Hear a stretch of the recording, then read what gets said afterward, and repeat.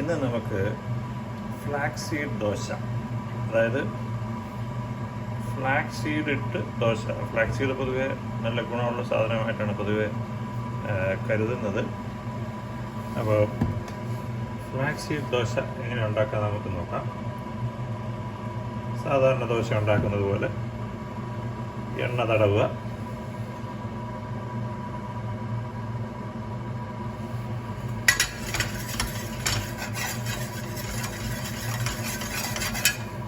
എണ്ണ തടവി കഴിഞ്ഞിട്ട് മാവ് ഒഴിക്കുക. ദോശമാവ് തട്ട് ദോശയ്ക്കാണ് അത് ഏറ്റവും ബെസ്റ്റ്.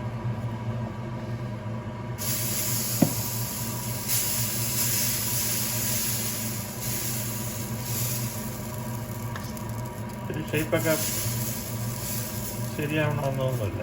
ഓക്കെ, അപ്പോൾ നമ്മൾ തട്ട് ദോശ മാവ് ഒഴിച്ചു.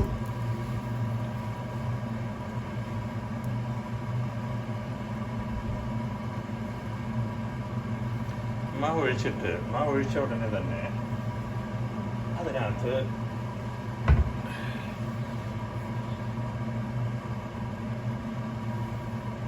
ഫ്ലാക്സ് സീഡ് ഇങ്ങനെ കൈകൊണ്ട് കുറച്ചെടുത്ത് ഇങ്ങനെ വിതറിയാൽ മതി.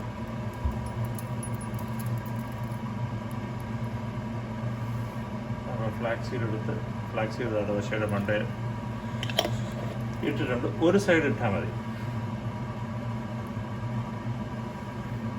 ഒരു സൈഡ് ഫ്ലാക്സ് സീഡ് ഇടുക.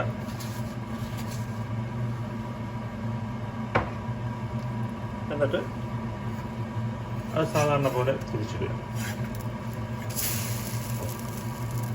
പുറത്തു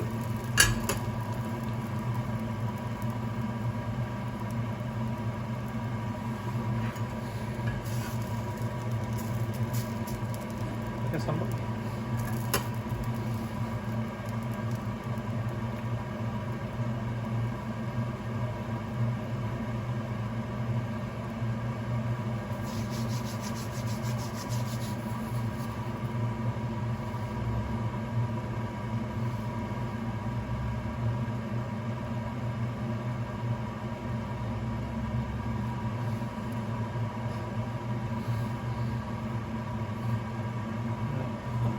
ദോശ ചുട്ട് ഇരിക്കുന്നത് ഞാൻ കാണിച്ചു തരാം. അപ്പോൾ ഇതാണ് flax seed dosa.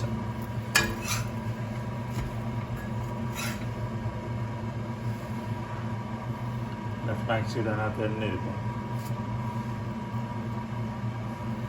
Flax seed dosa റെഡിയായി.